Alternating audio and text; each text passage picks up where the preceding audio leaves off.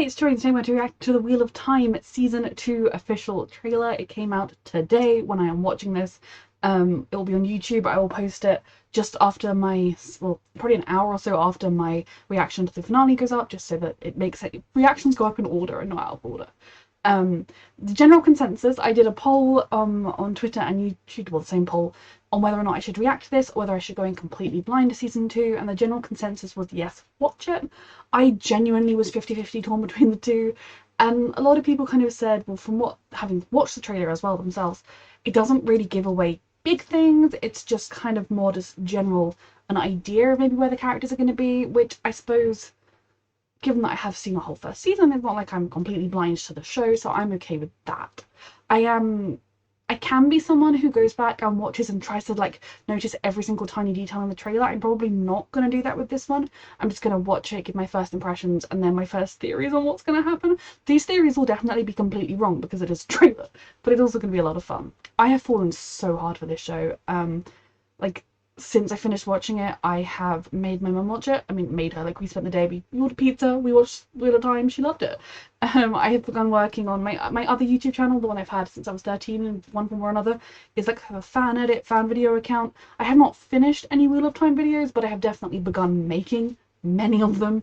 I have fallen very, very hard for this show, so I am very excited for this trailer, and then we've got a little over a month to wait for season 2. Can we do it? I don't know. Let's go. Everyone has a choice. Do we? And every choice has a consequence. Yes, she is very much. This song, very much. The Dark One. We set him free. So angsty with his head shaved.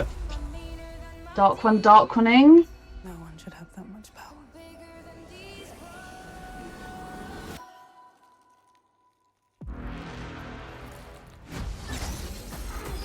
Yep, these guys are here. The quality is low. I cannot make anything out. Right, I'm gonna go back to the beginning because the quality was weird and fuzzy, and I obviously want to actually be able to make out what's happening. I'm not gonna watch like. Okay, again, I'm not gonna analyze overly much. It's fine. And every choice has a consequence. So obviously she's dealing with not having access to her powers. We didn't defeat the Dark One. He's just generally angsting. He has quite nice outfits on. The Dark One's Dark Oneing. We set him free, oh great. No one should have. And that was a Gwaine training, right?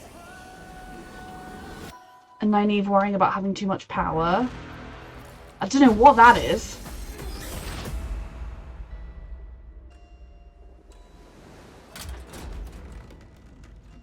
Together we face the impossible.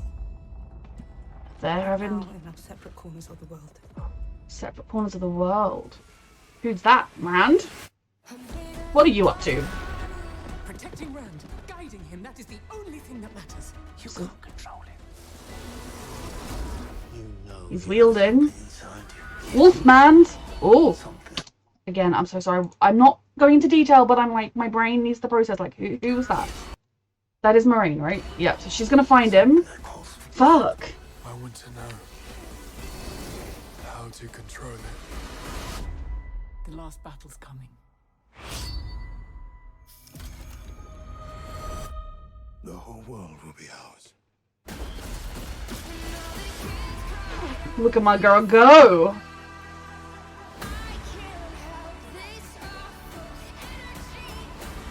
If our friends are in trouble, why would I ever stay here? You have no conception of the power they wield. You can't do this by yourself.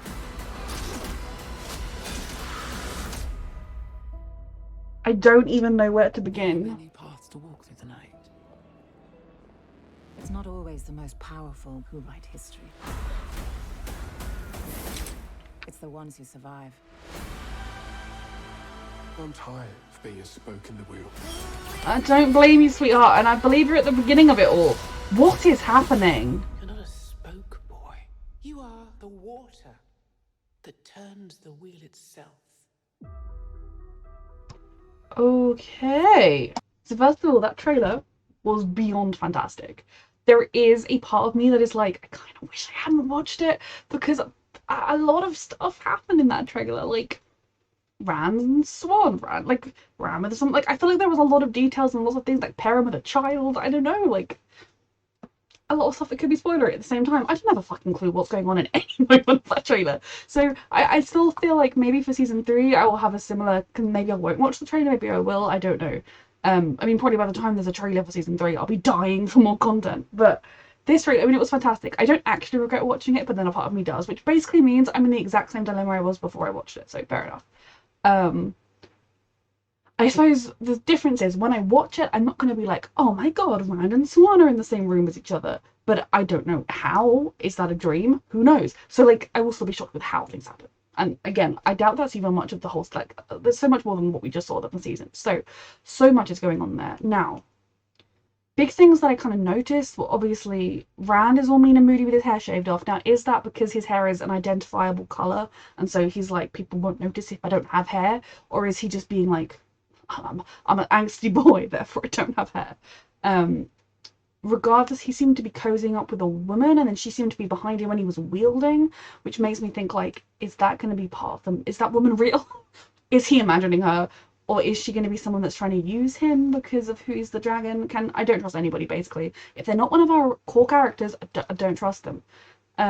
So what is he up to? And he definitely just seems to be kind of roaming around, getting into trouble, being the dragon and not being very happy about it, and that is pretty much what I thought he would be up to. It's sad, it's heartbreaking, but yeah. Then the girlies, Nynaeve and Egwene, and I'm gonna say Egwene, and I know literally in my reactions to the end of the last season, someone said it's Gwyn like Guinevere, so I'm gonna call her Egwene. And then I was rewatching it with my mum, and I was like, everyone says Egwene all the time, it's Egwene. So I'm gonna say Egwene from here on out. And again, if either one of them is right, do tell me before season 2. Egwene and Nynaeve seem to be at the White Tower training. Now, again, that was kind of where I expected they would go. The only real question was how much time would pass, and I still don't know exactly how much time has passed. Only clearly time has passed. And I think it was Nynaeve in the voiceover. I'm not going to rewatch it again, so I'm not going to, like, figure it out either way. Saying, like, in our different parts of the world. You know, we know that these 5 individuals are important to the turning of the wheel and to the pattern and everything, and so they will get drawn together again, I hope. Now we know Moiraine, it seems, again, I'm all over the place with the trailer trying to dissect it. There was that conversation with Rand where she was like, protecting Rand with Lan. Lan and Rand rhyme. Oh, that sounds similar. And my brain, I don't know which name I actually said, if I said the right one or not. She said to Lan, like, protecting Rand, finding him, training him, guiding him, that is all that matters. Which makes me wonder whether Lan was like, hey, should we try and get your powers back? And Moiraine was like, fuck my powers, that doesn't matter, I need to go and do my job with the dragon. I do feel like the kind of personality Moiraine has, she's probably going to be someone who's going to try and outwardly be like, I'm fine, I'm dealing with this, everything's fine, while crumbling on the inside. I do also hope she gets access to her powers again quite quickly, or at least soon, you know, by the end of season 2, at the latest. Siuan's still going to have the seat, which is good to know. There was that ominous prophecy of the previous season about the Amlin seat being the downfall, being Moiraine's downfall, and that could have so many different meanings, as I talked about. So the girls, I got distracted, they seem to be very much engaged in their White Tower training. I think the thing I'm going to be most interested about when the season kicks off is just how much time has passed. Like, have they been there for a month? Have they been there for 6 years? I mean, again, I don't think it's going to be quite 6 years, but it could be a decent chunk of time.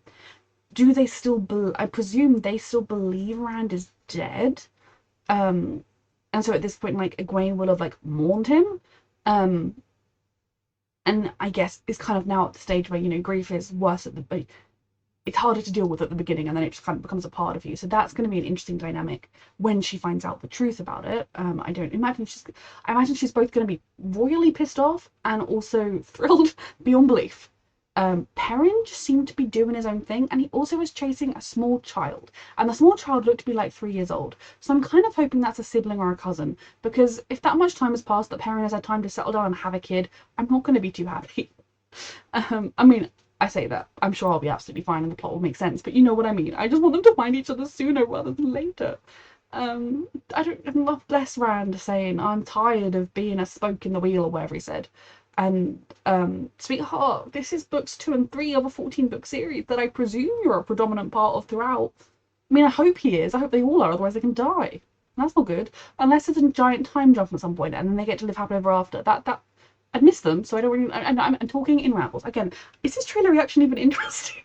Is everyone who voted yes watching now seriously regretting watching this mess? There definitely were a couple of new faces that we saw, and I am intrigued to learn about them. I always feel like new people, I have such a like inherent distrust. Like in general, with most shows, I hate new characters to begin with because I'm just like, what if they're bad? What if they ruin the show? And then you reach a point often where you're like, I couldn't imagine the show without them. And with a show like The Wheel of Time, I have no idea, like these new characters could be super important for forever, or they could be over and done within a minute. Who knows?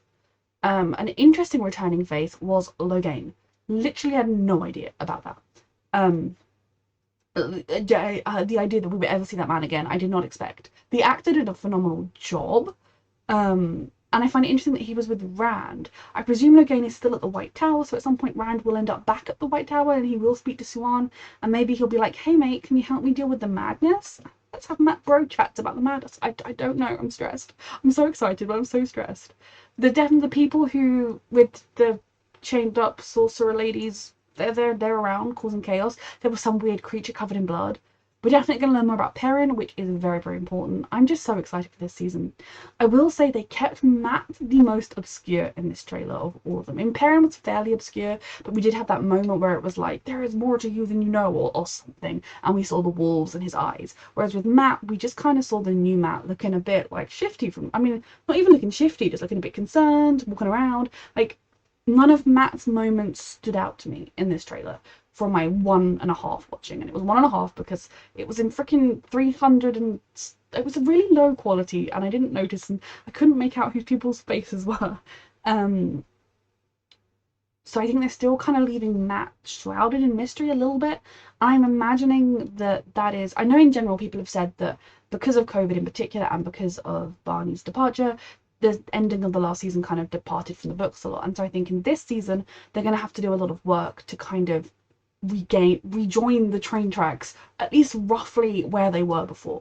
And Matt's character is the biggest example of that, so I imagine that they're kind of not spoiling too much about that, because that's something that even book readers will have no idea what Matt's up to, because Matt is not doing what he's supposed to be doing, and at some point I imagine he will get to where he's going, but not yet, at least.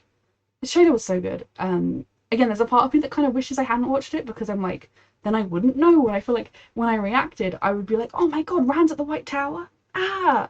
Whereas now I'm like, well, at some point Rand's going to the White Tower, but I don't know how, what, when, why. That could happen in episode 1 or episode 8, I don't know. But so there's still that part of me that kind of thinks maybe I shouldn't have watched it, because would I have been more interested, but at the same time, I don't know why he gets tied to a wheel.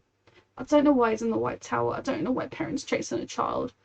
And even Egwene, I don't know what magical shenanigans they're up to. I don't know how Moraine's doing. I don't know what Lan's up to. I don't know what Matt's up to. I don't know anything. So I don't regret watching this trailer in the slightest. I regret it in the sense that I'm like, just give me the season, okay? Like, you gave me a taste of the season, so just was the rest of it, okay? Like, you expect me, like, wait another whole like, month? No, thank you. And so many people have commented being like, when we read these books, there were years in between them, and that may be true. And I feel for you. I have done that with other book series, but, you know, this month is going to feel so long. And then I dread to think how long it's going to be. They're currently filming season 3 right now, aren't they?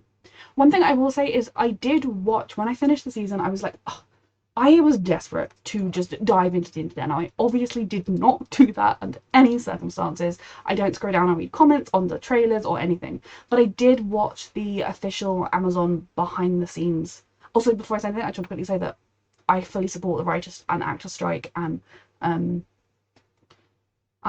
if it delays shows, it delays shows. Fuck it. Like, their well-being and their rights and their having enough money to live, etc. Like, I fully stand by the strike. Fuck Amazon. But I watched all the behind-the-scenes stuff that they did provide us, into the episodes and things.